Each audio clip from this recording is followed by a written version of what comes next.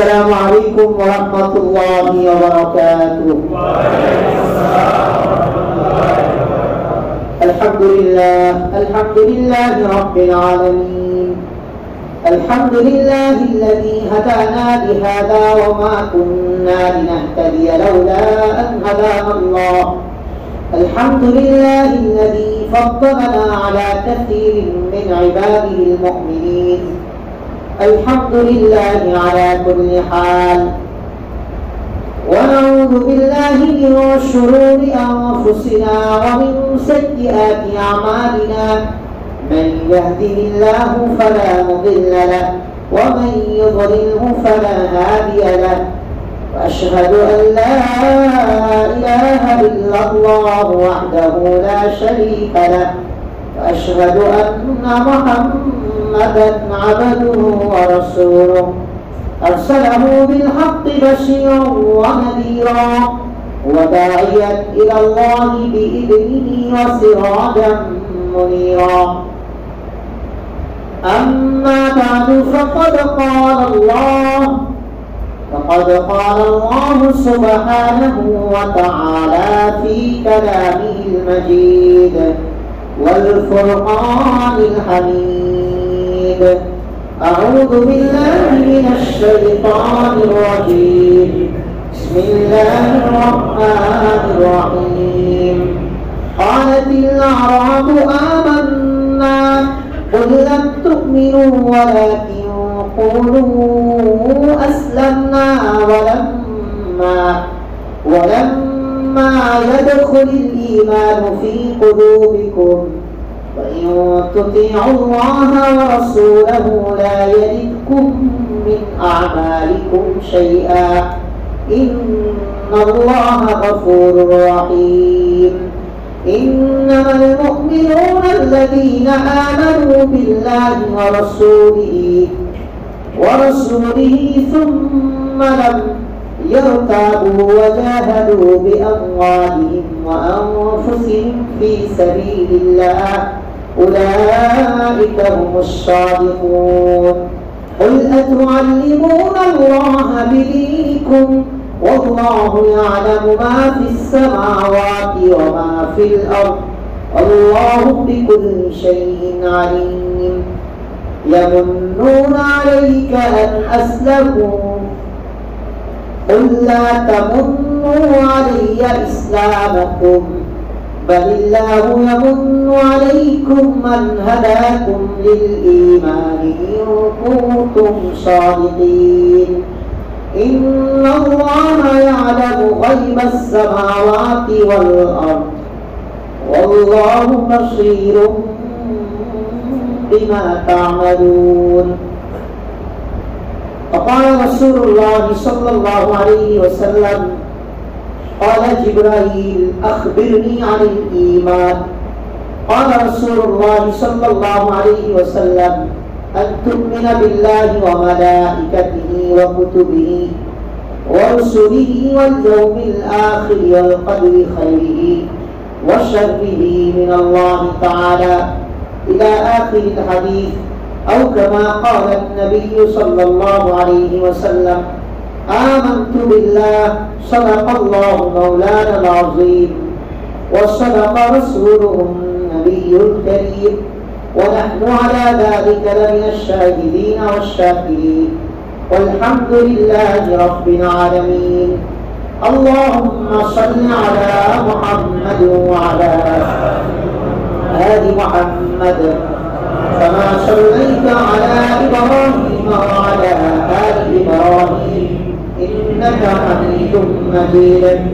اللهم بارك على محمد وعلى آل محمد كما باركت على إبراهيم وعلى آل إبراهيم إنك حميد مجيد. الحمد لله شكر প্রশংসা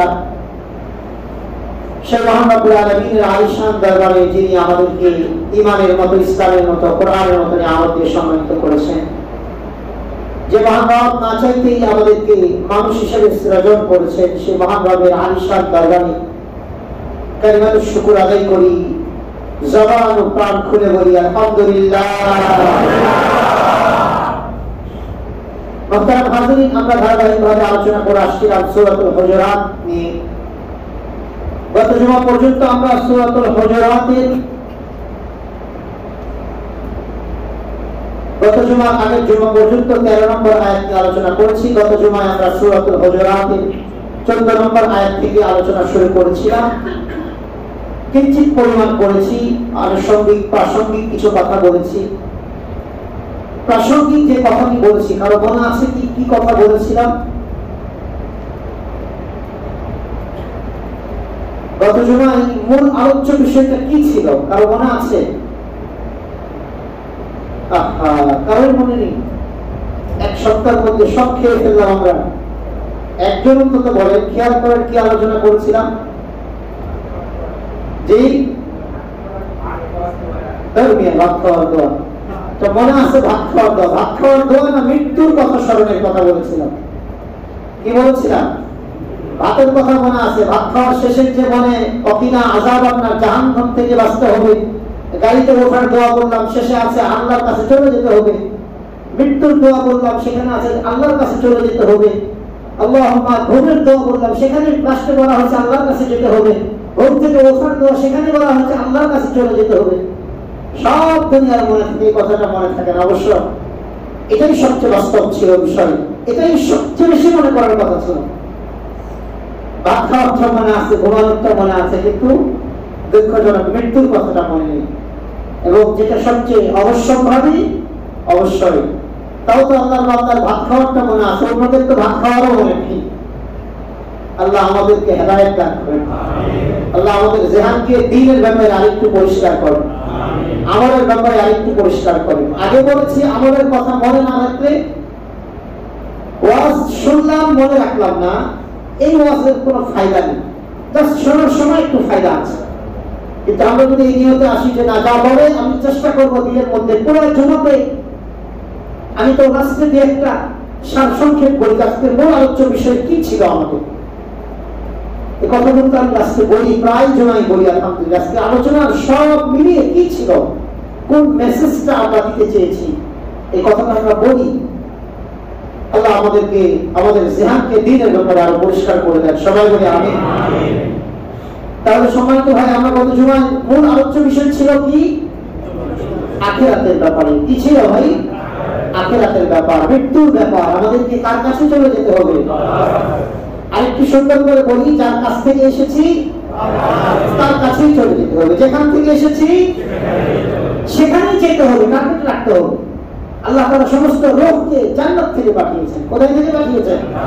জান্নাত থেকে পাঠিয়েছেন। সুবহানাল্লাহ বলেন। কিন্তু আমল গুণে কেউ যাবে জান্নাতে, মৃত্যুর পরে কেউ যাবে জাহান্নামে। আমল গুণে, যার আমল হবে আল্লাহকে পাওয়ার জন্য, এই ব্যক্তি আমল গুণে যাবে জান্নাতে। আর যার আমল হবে না আল্লাহকে পাওয়ার জন্য, তথা তার আমল যদি শুধু শয়তানি কর্মকাণ্ডের মধ্যে সীমাবদ্ধ থাকে, তো তার ঠিকানা হলো জাহান্নাম। সম্মানিত ভাই, সূরাতুল হুজুরাতের 1 থেকে নিয়ে 13 নম্বর আয়াত পর্যন্ত আমাদেরকে অনেক কিছু সামাজিক বিষয়গুলো আল্লাহ শিক্ষা দিয়েছেন। শিক্ষা দেওয়ার পরে একদল মানুষের ঈমান সম্পর্কে আমাদেরকে আলোকপাত করছেন আল্লাহ তাআলা। যে মানুষগুলো আমি আল্লাহ আমার প্রতি বিশ্বাস স্থাপন না করেও নিজেদেরকে ঈমানদার দাবি করে। এটা শুধু তখনকার যুগেই নয়, বর্তমান যুগেও এরকম পৃথিবীতে লক্ষ কোটি মুসলমান আছে যাদের অন্তরে ঈমান ঢোকে নাই, কিন্তু নিজেদেরকে কি দাবি করে? ঈমানদার দাবি করে। বিশেষত মৌসুমী ঈমানদার, মৌসুমী রোজাদার, মৌসুমী আমলদার, মৌসুমী টুপিধারী, এই মানুষগুলো আমাদের সমাজে আছে, পৃথিবীর আঁচে কাছে আছে। সম্মানিত ভাই, ঈমানের ব্যাপারে তো আমাদের এরকম মৌসুমী হওয়ার কোন সুযোগ আছে নাকি? শীতের মৌসুম আছে, আমাদের দেশে 6টি ঋতু, 6টি কাল, শরৎ, হেমন্ত, শীত, গ্রীষ্ম, বসন্ত, এরকম ভাবে 6টি কাল আছে। তো ঠিক ঈমানের কাল বালেগ হওয়ার পর থেকে নয়, বালেগ হওয়ার আগ থেকে মৃত্যু পর্যন্ত ঈমানের কাল, ঈমানের সময়, এটা সারা জীবনের জন্য। ঈমানের হালতে একজন মানুষকে মৃত্যু পর্যন্ত থাকতে হবে। ঈমানের হালতে একটা মানুষকে কি পর্যন্ত থাকতে হবে? সবাই বলেন না, কি পর্যন্ত? মৃত্যু পর্যন্ত। নামাজের হালতে মৃত্যু পর্যন্ত থাকতেও পারে, নাও পারে, এটা শর্তও না। রোজার হালতে মৃত্যু হতেও পারে, নাও পারে, এটা শর্ত না। হজ, যাকাত, কোরআন তিলাওয়াতের হালতে মৃত্যু হতেও পারে, নাও পারে, এটা শর্ত না। কিন্তু ঈমানের হালতে মৃত্যু হওয়াটা আল্লাহ শর্ত করে দিয়েছে। ঈমানের হালতে তোমার মৃত্যু হতে হবে।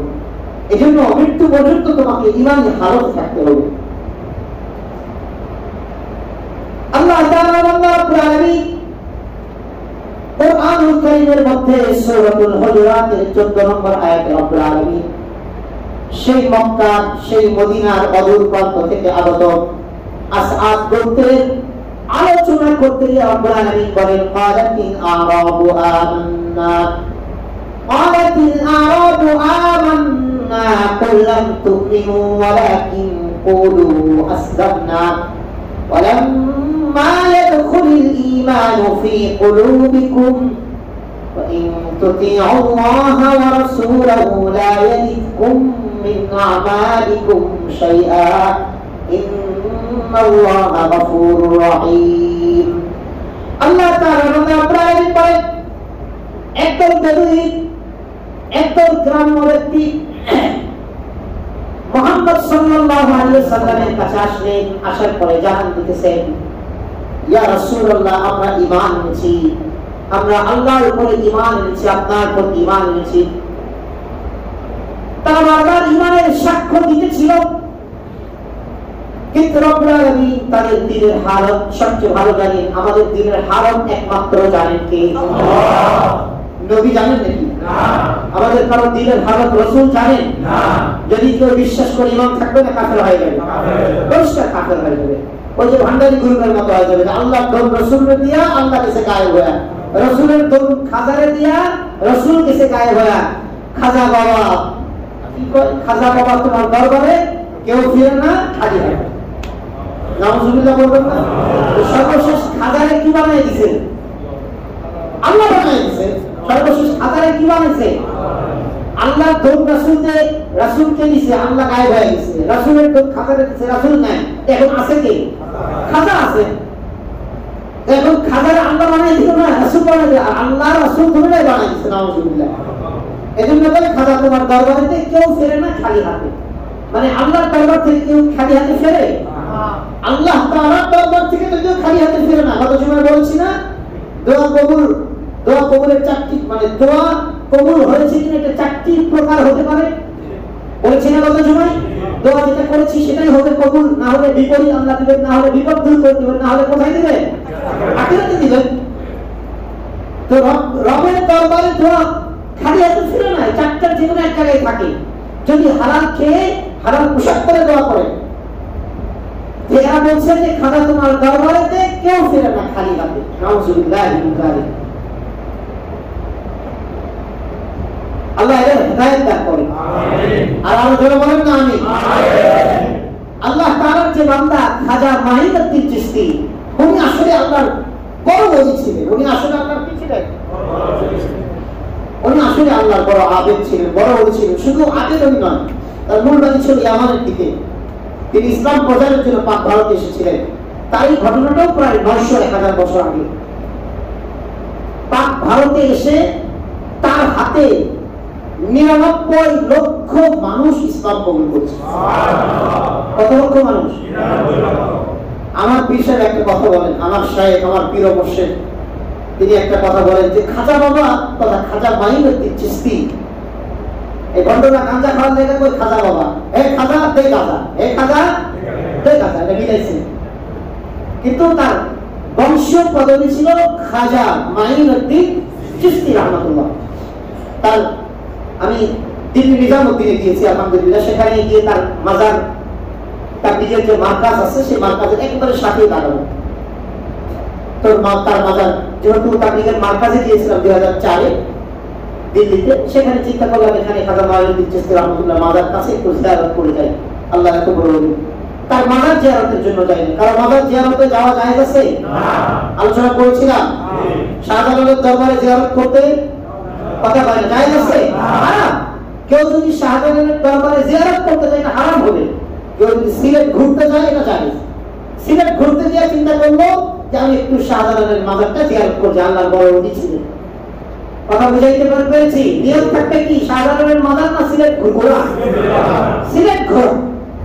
ভ্রমণটা ইসলামের সুন্নাহ করেছে। বলসিরু ফিল আরদ, বারবার আল্লাহ বলছেন ঘোরো, আমার জমিন ভ্রমণ করো। বলসিরু ফিল আরদ, বারবার আল্লাহ বলছেন আমার জমিনে তোমরা ভ্রমণ করো। কাইফা কানা আকিবাতুল মুকাজ্জিবিন, মিথ্যাবাদীদের পরিণাম আমি কি করেছি তা দেখবা তোমরা। বিভিন্ন জনপদে গেলে দেখবা তোমরা আমি মিথ্যাবাদীদের অবস্থা কি করেছি, আমি আল্লাহকে যারা অস্বীকার করছি। এই জন্য আল্লাহর জমিনে ভ্রমণ করার সুন্নাহ, এই সুন্নাহকে আদায় করার লক্ষ্যে আল্লাহর জমিনে ভ্রমণ ব্যবসা নিয়তে করার সুন্নাহ। আল্লাহর জমিন রাসূল মুহাম্মদ, কিশোর মুহাম্মদ, তিনি ব্যবসার উদ্দেশ্যে সিরিয়া গিয়েছেন, শামে গিয়েছেন। নবী মুহাম্মদ নবী হওয়ার পরে ব্যবসার উদ্দেশ্যে আর এত ঘোরাঘুরি করেননি। আল্লাহর দিন নিয়ে 23 বছর কাটিয়ে দিয়েছেন। কিছু পেলে খাইতেন, না পেলে না খাইতেন, কিন্তু দিনের কাজ করতেন। এই খাজা মাইনুদ্দিন চিশতি রাহমাতুল্লাহ, আমার পীর সাহেব একটা আজীব কথা বলেন যে উনি আল্লাহর কাছে এত কবুল হয়েছেন যে খাজা বাবার নাম নিয়ে কেউ যদি একটা ড্যাগ কোনো রকম ফেলাইতে পারে, এটা চলা শুরু করে দেয়। কথা বলেন নাই? খাজা বাবার নাম নিয়ে যদি লাল শাড়ি দিয়ে একটা ড্যাগ কেউ কোনো রকম ফেলে, এটা কি হয়ে যায়? সহজ ব্যবসা। করবেন নাকি কেউ? কথা বলেন, কেউ করবেন কি? একজন ভাই জি, খাজা বাবার নাম নিয়ে কেউ ড্যাগ ফেললেও কি হয়? ড্যাগ চলা শুরু হয়ে যায়। মানে আল্লাহর কাছে তিনি এত কবুল হয়েছেন। কথা বুঝাইতে পেরেছি? আর এই ঘটনারা যারা এগুলা করতেছে, এগুলো জায়েজ না হারাম?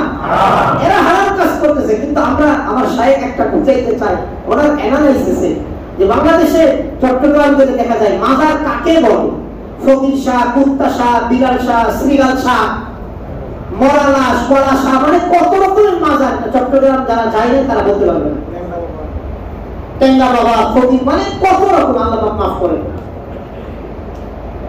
তো এই মাজার একটা দিয়া মানে হুদা কলা গাছটা হওয়া যাচ্ছে, আর একটা লাল শাড়ি দিয়ে একটা ড্যাগ বসায় রাখছে, বাজারে চলা শুরু হয়েছে। কিছু বিশেষ করে ট্রাকের ড্রাইভাররা দেখলে কত যে কোন কোন জায়গায় সুমা দিব, এটা ঠিক থাকে না। আলেম ওলামারে কোনোদিন হাতিয়া দেয় না, আলেম ওলামারে কোনোদিন হাতিয়া দিবে না, কিন্তু ওই ফকির ওই কাঞ্জুরটা করে হাতিয়া দিয়ে ভরে দিবে। আল্লাহ কই তোরা হারাম কামাইবি, হারাম কামাইবি বা হারামের কারাম খামাইবি, অথবা টিয়া আলেম ওলামার দেওয়া লাগতো। ওই কাঞ্জা খোর করে দিবি, কাঞ্জা খাইবে না, তাহকিক করে না, আলেম ওলামার কাছে যায়। আল্লাহ হেদায়েত দান করে। সবাই মিলে আমিন। তো বলছিলাম যে এই ইমানদাররা, এই গ্রাম্য বেদুইনরা এসে বলছে যে আমরা ঈমান এনেছি রাসূল। তো গায়েব জানেন কে? আল্লাহ। আর একমাত্র গায়েব জানেওয়ালা কে? আল্লাহ। আটরশি, চন্দ্রকলা, দেওয়ানবাগি, আরামবাগি, রাজারবাগি সবগুলো বিশ্বাস রাসূল গায়েব জানেন। নাউযুবিল্লাহ। এগুলো কিতাব পড়ে দেখেন, এদের যে বইগুলো আছে, মাসিকগুলো আছে, পড়ে দেখেন। আমরা এগুলো ভণ্ড কেন বলি না? বলে রাসূল গায়েব জানেন। নাউযুবিল্লাহ। যেটা জানিয়ে দেওয়া হয় সেটা গায়েব না। রাসূল আরবি সাল্লাল্লাহু আলাইহি ওয়াসাল্লাম ভবিষ্যৎ কথা বলেছেন। এটা কোন নিজ থেকে বলেছেন না, আল্লাহ জানিয়ে দিয়েছেন। আল্লাহ জানিয়ে দিয়ে এটা বললে এটা কি গায়েব জানা হয়? এটা তো গায়েব জানা না। আল্লাহ রাসূলকে জানাইতে পরে রাসূল বলেছেন। আর আল্লাহ কোনো কিছু না জানালে রাসূল বলবেনই না। এটা আল্লাহ কোরআনে বলেছেন, সূরাতুন নাজমের ৫ নম্বর আয়াত বা ৪ নম্বর আয়াতে বলে দিয়েছেন, ইন হুয়া ইল্লা ওয়াহয়ুন ইউহা, যে মুহাম্মদ কোনো কথাই বলে না, আমি আল্লাহ আমার কথা ছাড়া, আমার ওহী ছাড়া কোনো কথাই বলে না। কথা ছিল যে এই বক্তব্য এসে বলছে যে মুহাম্মদ আমরা ঈমান এনেছি, আমরা ঈমানদার। রাসূল কিন্তু তাদেরকে বলে নাই তোমরা ঈমানদার না, এটা বলেন নাই। রাসূল জানতেনই না, আল্লাহ তাআলা জানিয়ে দিলেন, ক্বালাতিল আরাবু আমান্না قل لم تؤمنوا ولكن قولوا أسلمنا ولما يدخل الإيمان في قلوبكم وإن تطيعوا الله ورسوله لا يلدكم من أعمالكم شيئا إن الله غفور رحيم. الله تعالى بقول একদল বেদুই গ্রামের উদ্দেশ্যে মুহাম্মদ সাল্লাল্লাহু আলাইহি ওয়াসাল্লামকে বলছিলেন, আমরা ঈমান এনেছি, আমরা ঈমান এনেছি। রব্বুল আলামিন আয়াতে কারিমা নাযিল করে বলে দিলেন, বল নবী আপনি বলে দিন লাম তুমিনু, তোমরা ঈমান এনেছো এই কথাটা বলো না, ওয়ালাকিন কুলু আসলামনা, কেবল তোমরা বলতে পারো যে তোমরা ইসলামের কিছু অনুশাসন মেনে চলার চেষ্টা করছো। কেননা ঈমান তো যা আসে, এটা ঈমান হচ্ছে কতগুলো বিশ্বাসের নাম, আর ইসলাম হচ্ছে কতগুলো বিষয়ের প্র্যাকটিসের নাম। সংক্ষিপ্ত কথা, ঈমান কতগুলো বিশ্বাসের নাম, কতগুলো বিষয়ের বিশ্বাসের নাম হচ্ছে ঈমান, আর এটা ইসলামের জায়গা হৃদয়। আর ইসলাম হচ্ছে কতগুলো বিষয়ের উপরে আমলের নাম, প্র্যাকটিসের নাম, ফিজিক্যালি করতে হয়, সেটা অবস্থানের স্থান হচ্ছে ফিজিক্যাল শরীর। আল্লাহ তাআলা রব্বুল আলামিন বলে যে ওয়ালাকিন কুলু আসলামনা, তোমরা বলতে পারো আমরা ইসলাম এনেছি। ওয়ালাম্মা ইয়াদখুলুল ঈমানু ফি কুলুবিকুম, রব্বুল আলামিন বলেন যদি তোমাদের দিলের মধ্যে ঈমান প্রবেশ করত, ওয়ালাম্মা ইয়াদখুলুল ঈমানু ফি কুলুবিকুম, যদি তোমাদের দিলের মধ্যে ঈমান প্রবেশ করত, তাহলে তোমরা সত্যি সত্যি আল্লাহ এবং রাসূলকে পরিপূর্ণ বিশ্বাস করতে। ওয়া ইন তুতিউল্লাহ ওয়া রাসূলাহু লা ইয়ারিদকুম মিন আমালিকুম শাইআ, তোমাদের ঈমান যদি তোমাদের হৃদয়ে স্থাপন করে নিত, তাহলে তোমরা আল্লাহ এবং রাসূলকে পরিপূর্ণ ইতাআত করতে, অনুসরণ করতে, অনুকরণ করতে। আর যদি তোমরা বিশ্বাসের সাথে আল্লাহ এবং রাসূলের হুকুম আহকামগুলোকে অনুসরণ আর অনুকরণ করো, রব্বুল আলামিন বলছেন লা ইয়ালিকুম মিন আমালিকুম শাইআ, তাহলে বান্দা আমি আল্লাহ তোমাদের কোন আমলের নেকিকে নষ্ট করব না। আমি আল্লাহ তোমাদের কোন আমলের নেকিকে, সওয়াবকে নষ্ট করব না। তোমরা যদি বিশ্বাসের সাথে, ঈমানের সাথে যদি ইসলামকে পালন করো বান্দা, আল্লাহ এবং রাসূলকে মানার চেষ্টা করো বান্দা, তাহলে আমি আল্লাহ তোমাদেরকে দৃঢ়তার সাথে বলছি, আমি আল্লাহ তোমাদের কোন আমলের সওয়াবকে, কোন আমলের নেকিকে বরবাদ করব না।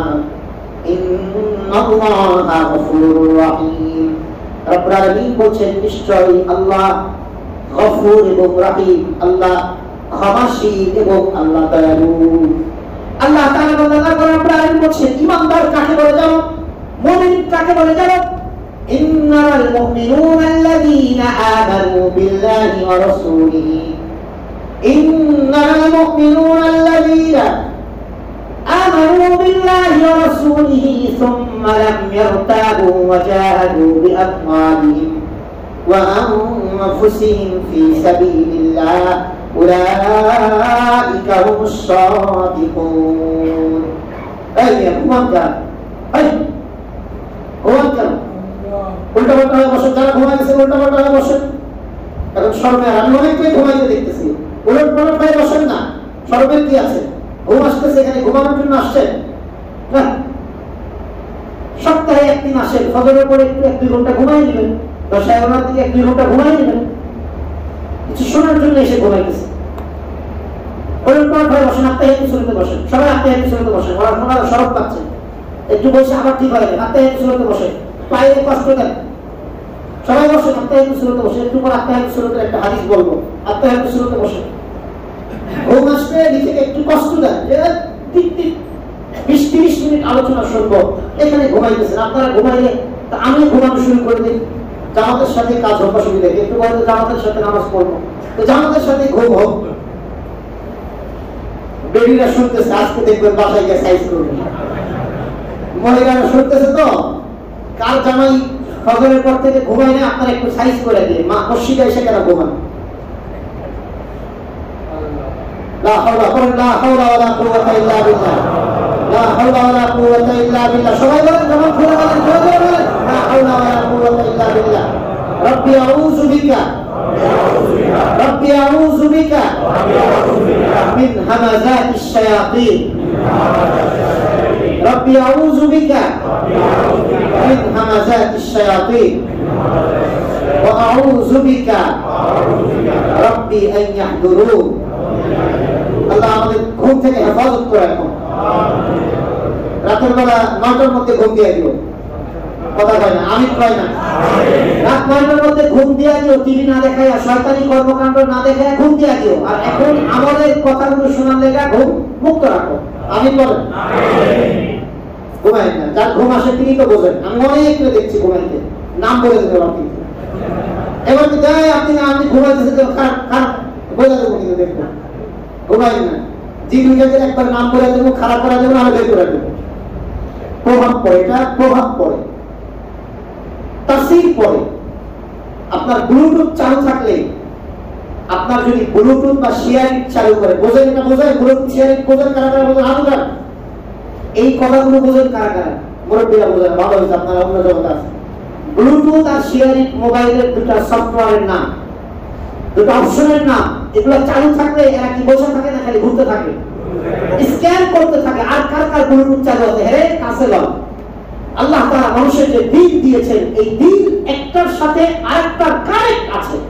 যখন মানুষ কাছাকাছি থাকে, তো একজনের দিক আরেকজনের দিকে টানতে থাকে। আল্লাহু আকবার বলেন। এজন্য খারাপ মানুষের সহমতে গেলে ও খারাপ হয়ে যায়, তো খারাপের দিকে ওর দিক টানতে থাকে। ভালো মানুষের সহমতে গেলে ও ভালো হয়ে যায়।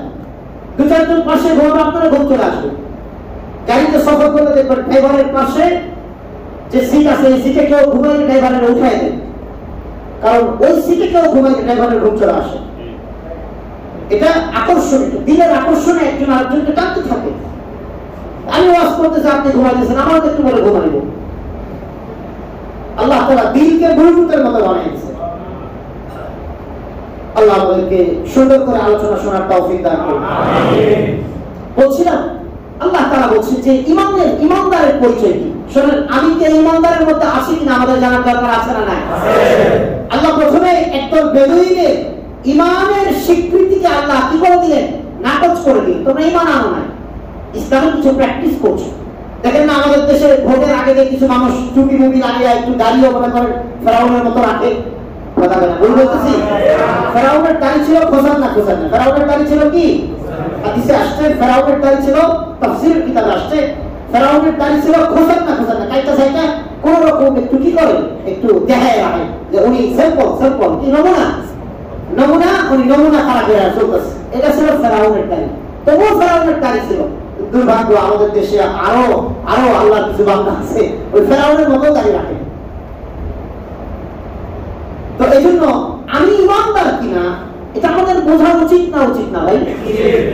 আল্লাহ তাআলা ইমানদারদের পরিচয় দিতেছেন।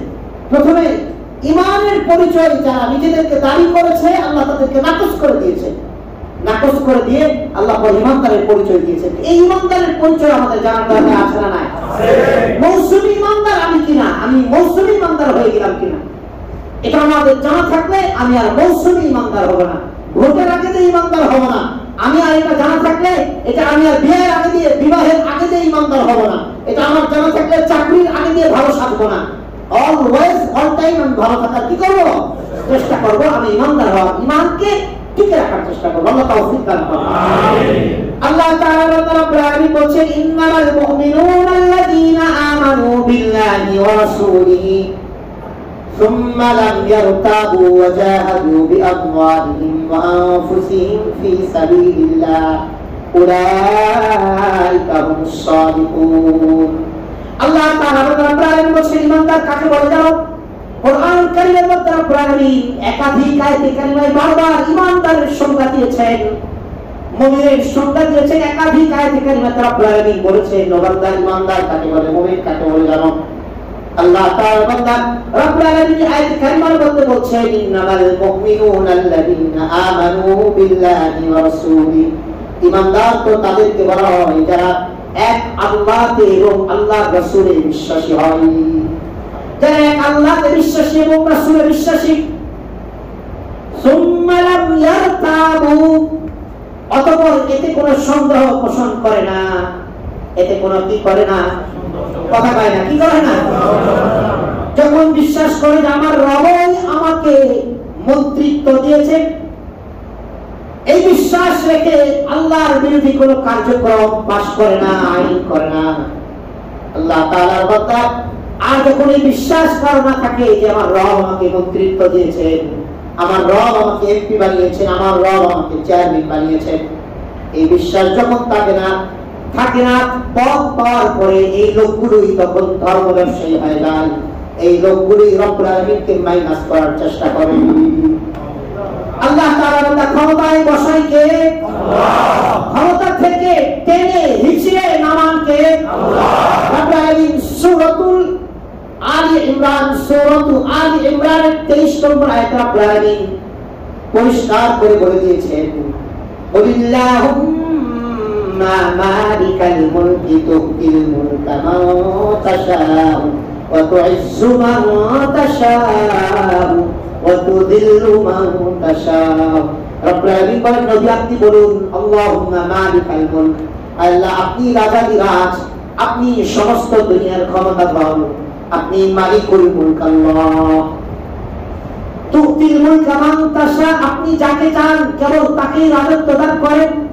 ওয়া তুইজ্জু মান তাশা ওয়া তুযিল্লু মান তাশা, এবং আল্লাহ আপনি যাকে চান তাকে ইজ্জত দান করেন, আর যাকে চান তাকে আপনি বেইজ্জত করেন। ওয়া তানজিউল মুলকা মিম্মান তাশা, কুলিল্লাহুম্মা মালিকাল মুলকি তুতিল মুলকা মান তাশা ওয়া তানজিউল মুলকা মিম্মান তাশা। রব্বুল আলামিন বলেন, ও নবী আপনি বলুন, আয় আল্লাহ আপনি যাকে চান তাকে ক্ষমতার মসনদে, ক্ষমতার চেয়ারে বসান, তাকে রাজত্ব দান করেন। আল্লাহ আপনি যাকে চান তাকে ওই ক্ষমতার মসনদ থেকে টেনে হেঁচড়ে অপমান করে নামিয়ে দেন। ক্ষমতায় বসাই কে? আল্লাহ। রব্বুল আলামিন বলছেন, বান্দা বিশ্বাস আমাকে করো, ইন্নামাল মুমিনুনা আল্লাযীনা আমানু বিল্লাহি ওয়া রাসূলিহি সুম্মা লাম ইয়ারতাবু, যারা আল্লাহর প্রতি রাসূলের প্রতি বিশ্বাস স্থাপন করেছে, সুম্মা লাম ইয়ারতাবু, অতঃপর সন্দেহ পোষণ করেন নাই যে মন্ত্রিত্ব পেলাম, এখন যদি নেতার কথা কিছু না বলি, এখন যদি ম্যাডামের কথা কিছু না বলি, এখন যদি লিডারের কথা কিছু না বলি, আবার মন্ত্রিত্ব যদি ছিঁড়ে ফিরে যায় কিনা, মন্ত্রিত্ব যদি চলে যায় কিনা, এই জন্য কিছু ব্যক্তি তারই শুরু করে দেয়।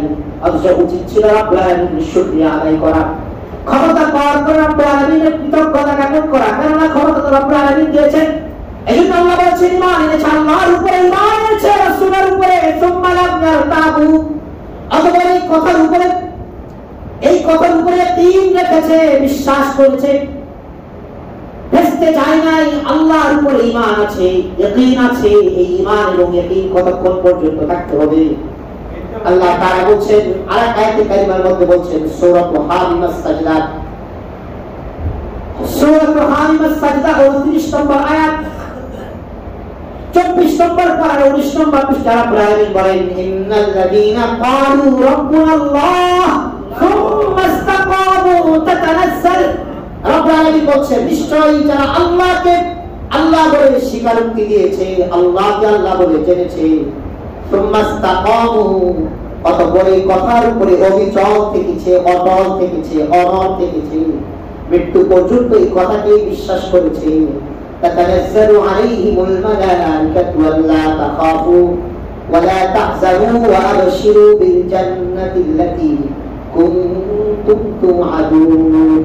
একাধিকবার এই আয়াতের ওয়াজ করেছি, যদি অবিচলতা আবার থাকে মৃত্যু পর্যন্ত, আল্লাহ মৃত্যুর সময় তাকে ওয়েলকাম জানানোর জন্য জান্নাতি ফেরেশতা দিয়ে, জান্নাতি সুসংবাদ দিয়ে আল্লাহ তাকে দুনিয়া থেকে নিয়ে যাবে। সুবহানাল্লাহ। আল্লাহ তাআলা রব্বুল আলামিন বলেন, সুম্মা লাম ইয়ারতাবু, সন্দেহ পোষণ করে নাই, ঈমান আনার পরে যারা পরিমাণ সন্দেহ পোষণ করে নাই। ওয়াজাহাদু ফি সাবিলিল্লাহি বিআমওয়ালিহিম ওয়া আনফুসিহিম, এবং আল্লাহর রাস্তায় জিহাদ করেছে। জিহাদের এক নম্বর অর্থ কতলে কিতাল, জিহাদের এক নম্বর অর্থ ইরায় কালিমাতুল্লাহর জন্য, আল্লাহর দ্বীনকে বুলন্দ করার জন্য, আল্লাহর দ্বীনকে আল্লাহর জমিনে পৃথিবীর প্রতিটি আনাচে কানাচে পৌঁছাবার জন্য চেষ্টা করা। এবং যদি পৌঁছাতে গিয়ে যদি কোন কাফের মুশরিক, কোন বাতিল, কোন জালেম যদি বাধাগ্রস্ত হয়, তাদেরকে হত্যা করা এবং নিজেও শহীদ হয়ে যাওয়া, এটা এক নম্বর জিহাদের অর্থ। জিহাদের এক নম্বর অর্থ আল্লাহর দ্বীনকে উঁচু করার জন্য, আল্লাহর দ্বীনকে আল্লাহর জমিনে প্রতিষ্ঠা করার জন্য কোন কাফের মুশরিক, কোন বাতিল, কোন জালেম যদি বাধা দেয়, তাহলে তাদেরকে হত্যা করা একটা জিহাদের 1 নম্বর অর্থ। প্রেক্ষাপট লাগবে, প্রেক্ষাপট যদি কায়েম থাকে তাহলে আল্লাহর দ্বীনকে আল্লাহর জমিনে বন্ধ করার জন্য চেষ্টা করতে গিয়ে কোন বাতিল, কোন কাফের, কোন জালেম যদি বাধা দেয় তাদেরকে হত্যা করতে হবে। 1 নম্বর জিহাদের অর্থ। জিহাদ ছিল, জিহাদ আছে, কতদিন পর্যন্ত থাকবে? আরে জোরে বলেন না, কতদিন পর্যন্ত? জিহাদকে কেউ বাতিল করতে পারবে না। যতদিন এই কোরআন আল্লাহর জমিনে থাকবে ততদিন পর্যন্ত জিহাদ থাকবে। জিহাদের 2 নম্বর অর্থ রব্বুল আলামিনকে পাওয়ার জন্য আল্লাহর বান্দা যদি কেন্দ্রবিন্দু আল্লাহ হন, তো আল্লাহকে পাওয়ার জন্য আল্লাহর বান্দার যে কোনো মেহনতকেই জিহাদ করা হয়। আল্লাহকে পাওয়ার জন্য আল্লাহর বান্দার যে কোনো মেহনতকে কি বলা হয়? জিহাদ, মানে চেষ্টা করা, প্রচেষ্টা করা। রব্বুল আলামিন বলেন ইমানদার কাকে বলা হয়? 1 নম্বর আল্লাহর প্রতি বিশ্বাস স্থাপন করেছে, 2 নম্বর রাসূলের প্রতি বিশ্বাস স্থাপন করেছে, সুম্মালাম ইয়ারতাবু, অতঃপর সন্দেহ পোষণ করেন নাই। আল্লাহকে নিয়ে, রাসূলকে নিয়ে, দ্বীন ইসলামকে নিয়ে কোনো সন্দেহ করে নাই, কোন রকম সন্দেহ করে নাই, কোন রকম সন্দেহ করে নাই। বারবার কথাটা বলছি, কারণ এই সন্দেহের মুসলমান এই পৃথিবীতে বেশি।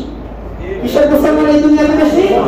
সন্দেহের মুসলমান। যেদিক থেকে ধাক্কা আসা, হুজুর যেটা কইছে একেবারে হারাই হতো, ওয়াজ শুনা চিল্লাচিল্লি করেছে, ওয়াজের পরে তো হুজুরকে ধরে নিয়ে যেতেছে, কেউ আর কাছে নাই। চাচা আপনাদের বাসা কে? তো আরে হুজুর যেটা কোরআন হাদিস থেকে বলছে, তো হুজুরকে ধরে নিয়ে যেতেছে জালেম। তো এই জালেমের বিরুদ্ধে আমাদের লড়তে হবে, এই জালেমের বিরুদ্ধে কথা বলতে হবে, এই জালেমের বিরুদ্ধে আমাদের রুখে দাঁড়াতে হবে। যদি এতক্ষণ তুমি আল্লাহর কথাই শুনে থাকো, আল্লাহকে বিশ্বাস করে থাকো, তাহলে তোমার ঈমান মরে গেল কেন? আল্লাহ বলছেন আমার ব্যাপারে, আমার দ্বীনের ব্যাপারে, আমার দ্বীনের যারা প্রচার প্রসার করবে তাদের থেকে তোমাদের দূরে সরে যাওয়ার কোন রকম সুযোগ আমি আল্লাহ দিই নাই। মুসা আলাইহিস সালামের উম্মতের মতো হলো যে মুসা, তুমি আর তোমার রবকে যুদ্ধ করো, যুদ্ধ করা ছাড়া খাও না। ইসলাম হলো আমরা আসি, যুদ্ধ করতে এগুলোর দরকার নেই। তুমি আর তোমার আল্লাহ যুদ্ধ করো, আর বাকি আসমান থেকে, জান্নাত থেকে মান্না সালোয়া আমল করো, আমরা ঠিক মতো খাবো।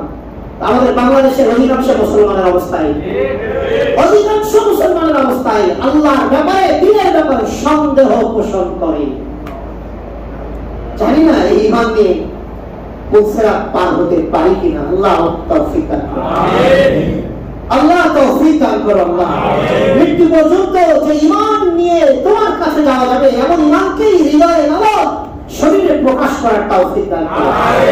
আল্লাহ তাআলা রব্বুল আলামিন বলেন, সুম্মা লাম ইয়ারতাবু ওয়া জাহাদু বিআমওয়ালিহিম ওয়া আনফুসিহিম ফি সাবিলিল্লাহ উলাইকা হুমুস সাদিকুন। রব্বুল আলামিন বলেন, যারা ঈমান, আল্লাহর উপরে, রাসূলের উপরে ঈমান এনেছে এবং এই কথার মধ্যে কোন রকম সন্দেহ পোষণ করেন নাই আল্লাহর প্রতি, রাসূলের প্রতি, দ্বীনের প্রতি, ইসলামের প্রতি, এবং জিহাদ করেছে নিজেদের মাল দ্বারা, সম্পদ দ্বারা, নফসের দ্বারা, জীবন দ্বারা। রব্বুল আলামিন বলেন, দুনিয়াতে যদি তোমরা সত্যবাদী দেখতে চাও, উলাইকা হুমুস সাদিকুন, এই 4টি গুণ যার থাকবে, 4টি বা 5টি গুণ যার থাকবে, রব্বুল আলামিন বলেন এরাই হচ্ছে দুনিয়াতে সত্যবাদী। সুবহানাল্লাহ। আল্লাহ তাআলা বলেন, আমার রব্বুল আলামিন ওই বেদুইনদের দিকে ফিরে গিয়েছেন, ওয়াল্লা তুআল্লিমুনাল্লাহা বিদীনিকুম, আল্লাহু ইয়ালামু মা ফিস সামাওয়াতি ওয়া মা ফিল আরদ, আল্লাহু বিকুল্লি শাইইন আলীম। রব্বুল আলামিন বলেন, ও নবী আপনি বলে দিন, তুআল্লিমুনাল্লাহা বিদীনিকুম, তোমরা কি আল্লাহকে জানাতে চাও যে তোমরা ধর্মভীরু, তোমরা দিনদার? আমাদের দেশে এরকম আছে না নাই? আছে।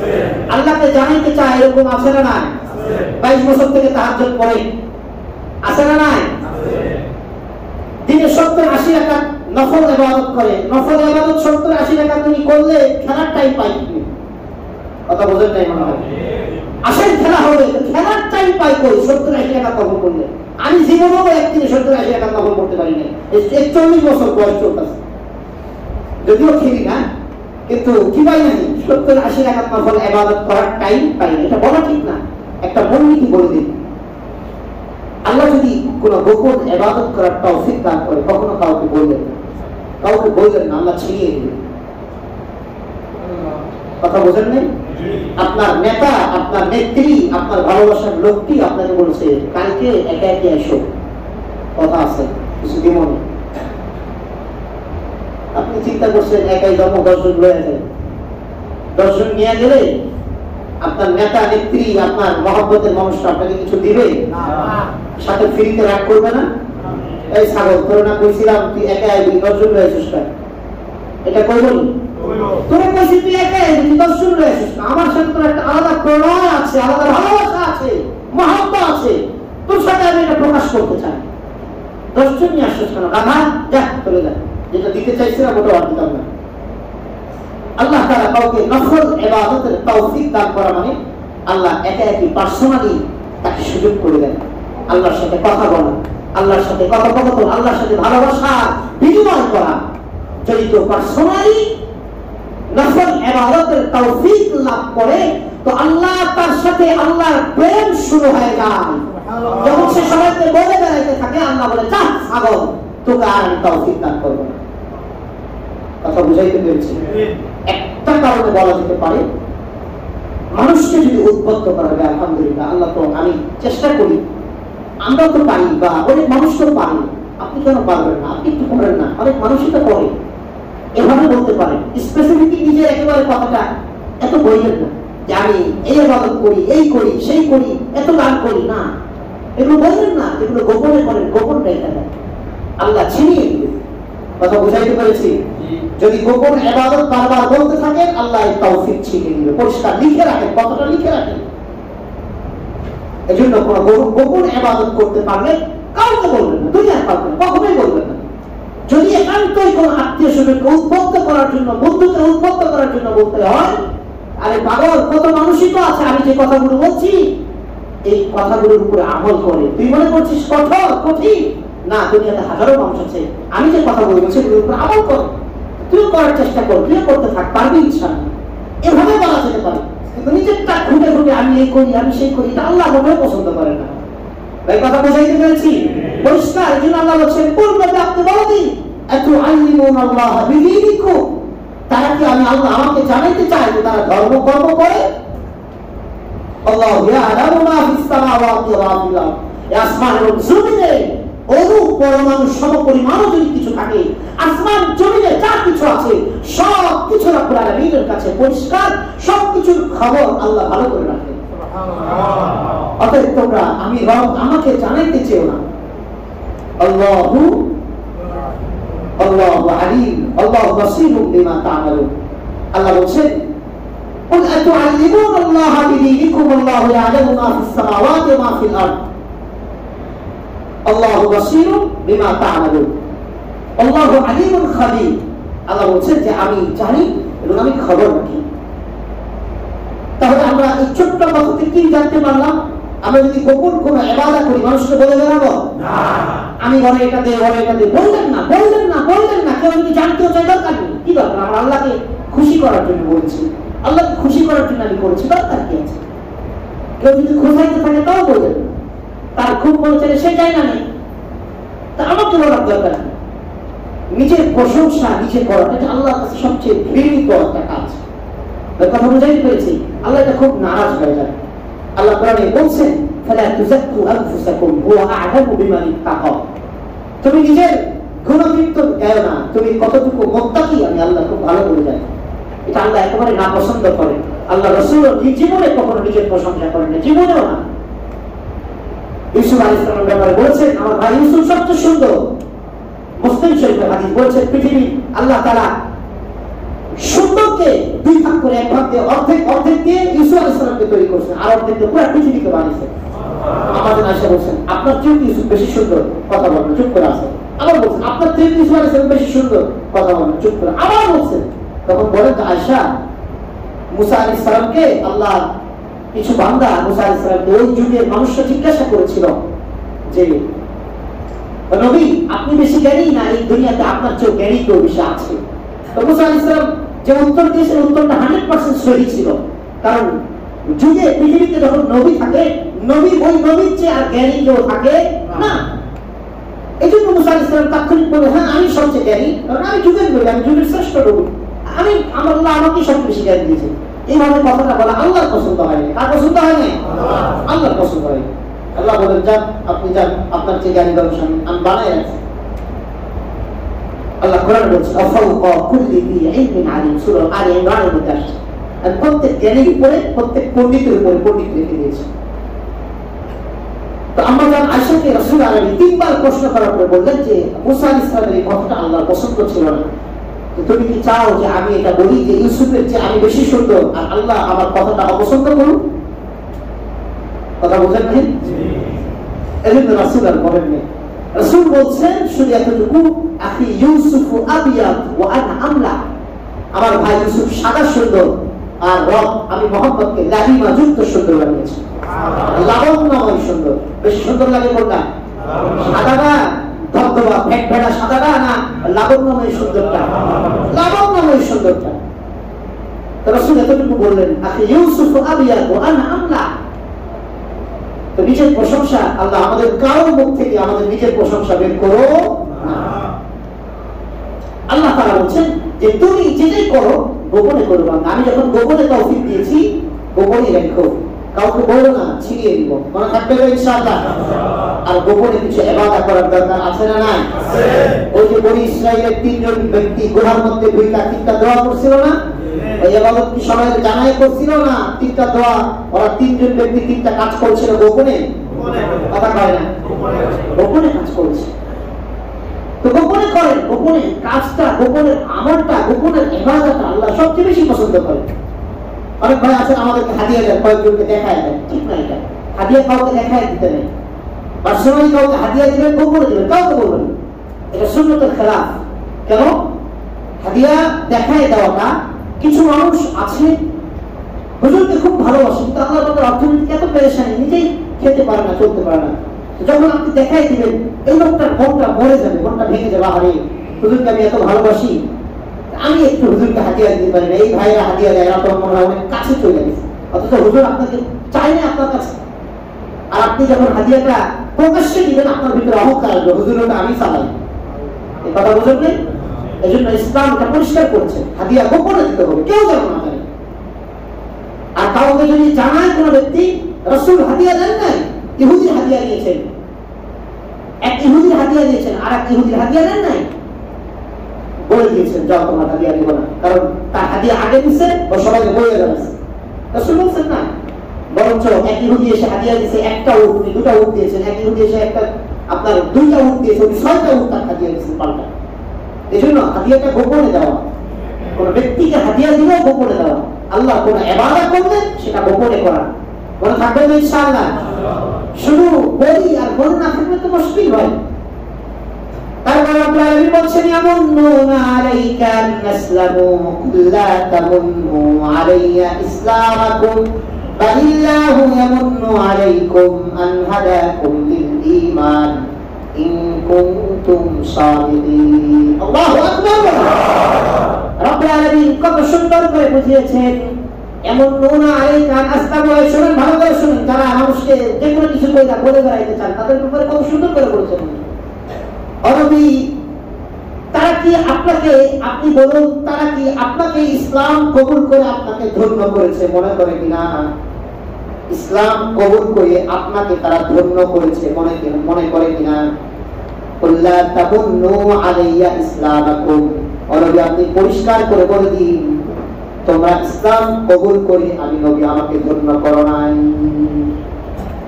বালিল্লাহু ইয়ামুন্নু আলাইকুম আন হাদাকুম লিল ঈমান ইন কুনতুম সাদিকিন, বরং তোমাদেরকে যদি ইসলাম এবং ঈমান এবং হেদায়েত যদি দেওয়া হয় সেটা তো তোমাদেরকে কে দিয়েছে? আল্লাহ। যারা বলি কে দিয়েছে? যদি তোমাদেরকে ঈমান, ইসলাম আর হেদায়েত যদি দেওয়া হয় সেটা তোমাদেরকে আল্লাহ দিয়েছেন। আর আল্লাহর পক্ষ থেকে প্রাপ্ত কোন জিনিস নিয়ে মাতবরি করার আর প্রকাশ করার আর ভাব গরিমা দেখার কোনো সুযোগ নাই। আল্লাহর পক্ষ থেকে প্রাপ্ত তোমরা। আল্লাহ শেখ সাদি বলেছেন মান্নাত মালিকে খিদমত সুলতান হানিয়ে কুনি মান্নাত শানা সে আযুক কে বা খিদমত বলাশ। ফার্সি, ফার্সিতে আল্লাহ শেখ সাদির অমর একটা গ্রন্থ আছে গুলিস্তান, কিতাবটা পড়ে খুব সুন্দর কিতাব। তবে আমি তার আগে সাজেস্ট করবো কোরআন পড়েন, বেশি বেশি কোরআন পড়েন। তিনি বলেছেন মান্নাত মানে কে খেদমত সুলতান আমি এ করি। তুমি যে বাদশার খেদমত করো, তুমি যে বাদশার চাকরি করো, এতে তুমি গর্বিত হয় না, বরং তুমি বাদশাহ যে তোমাকে মহব্বত করে তার চাকরিতে লেগে রেখেছে, এই জন্য বাদশার শুকরিয়া আদায় করো। সুবহানাল্লাহ। কথাটা বুঝতে পেরেছেন? আল্লাহ এখানে এই কথাটাই বলছে। নবী আপনাকে তারা দিন আপনার সামনে আমি ইমানদার, আমি ইসলামদার, আমি এই সেই কোরআন করি, এই করি সেই করি, এগুলো বলে আপনাকে কি বুঝাইতে চান? যে আপনাকে অনুগ্রহ করেছেন না, বরঞ্চ আপনি তাদেরকে বলে দিন আমি আল্লাহ যে তাদেরকে হেদায়েত দিয়েছি, ঈমান দিয়েছি, ইসলাম দিয়েছি, এর জন্য আমি আল্লাহ আমার কৃতজ্ঞতা প্রকাশ করা উচিত ছিল তাদের। সুবহানাল্লাহ। সম্মানিত ভাই বোন, থাকবে তো ইনশাআল্লাহ? আল্লাহর পক্ষ থেকে কোনো কিছু প্রাপ্তির পরে কি করব? শুকরিয়া আদায় করব। মানে থাকবে তো ইনশাআল্লাহ? আল্লাহ তাআলা বান্দারা কোরআনে বলছেন বালিল্লাহু ইয়ামুন্নু আলাইকুম মান হাদাকুম লিল ঈমানি ইন কুনতুম সালিহিন। তারপর রব্বুল আলামিন বলছেন ইন্নাল্লাহা ইয়ালামু গায়বাস সামাওয়াতি ওয়াল আরদ আল্লাহু বাসীরুম বিমা তা'মালুন। ইন্নাল্লাহা নিশ্চয় আল্লাহ ইয়ালামু গায়বাস সামাওয়াতি ওয়াল আরদ, আসমান এবং জমিনে যা কিছু আছে সমস্ত গায়বের ইলম আল্লাহর কাছে আছে। আল্লাহু বাসীরুম বিমা তা'মালুন। আর বান্দা তোমরা যা কিছু করো তোমাদের সব কিছু তোমাদের আল্লাহ ভালো করে দেখেন। আজকে শুধু তর্জমা করে দিলাম, আয়াতের তাফসীর যেতে পারিনি। আল্লাহ পাক যদি এই 5টি আয়াতের তাফসীর করার তৌফিক দান করেন, আগামী জুমাতে করার চেষ্টা করব ইনশাআল্লাহ। আমার তৌফিক ইল্লা বিল্লাহ। আজকে পূর্ণ আলোচ্য বিষয় থেকে আমরা কি বুঝতে পারলাম? 2-3টা কথা এসেছে। নাম্বার 1, আমরা যদি ঈমান এনেছি, আমরা কোনো আমল করলে, আমরা যদি কোনো রকমের কোনো আমল করি, তাহলে সেই আমলটা যেটা গোপনে করছি, সেই আমলটা কি করবো না? কাউকে জানান। সবাই বলেন কাউকে জানাবো যে আমলই করি, এটা গোপনে করার চেষ্টা করবো। আর আল্লাহ তো আমাদেরকে তৌফিক দিয়েছে, এজন্য আল্লাহর কৃতজ্ঞতা জ্ঞাপন করবো। ঈমান আনার পরে যেন আল্লাহ, রাসূল, দ্বীন ইসলামের প্রতি কোন রকম ভাবে সন্দেহ পোষণ করব। আমি যাই করি আর না করি চান্দু, খবর আছে কার? খবর আছে কার? আমি যাই করি আর না করি সম্পূর্ণরূপে খবর রাখেন কে? আল্লাহ। আমাদের সম্মানিত ভাই, আসুন আমাদের ঈমান নিয়ে, আমাদের আমল নিয়ে কোন রকম যেন আমরা কনফিউজে না পড়ে যাই। মনে থাকবে ইনশাআল্লাহ? আমরা ঈমান এবং আমল নিয়ে আল্লাহ ইতাআতের মাধ্যমে, ঈমান এবং আমল নিয়ে, ঈমান এবং ইসলাম নিয়ে আল্লাহকে মানার মাধ্যমে, রাসূল আরবি সাল্লাল্লাহু আলাইহি ওয়াসাল্লামের হুকুমগুলোকে মানার মাধ্যমে, নিষেধাজ্ঞাগুলো থেকে নিজেকে বিরত রাখার মাধ্যমে আমরা রব্বুল আলামিনের কাছে কাছাকাছি যাওয়ার চেষ্টা করি। আল্লাহ যে কথাগুলো বললাম আমাদের সবাইকে সহিভাবে বুঝাইবা আমাদের তৌফিক দান করুন। সবাই বলি আমিন।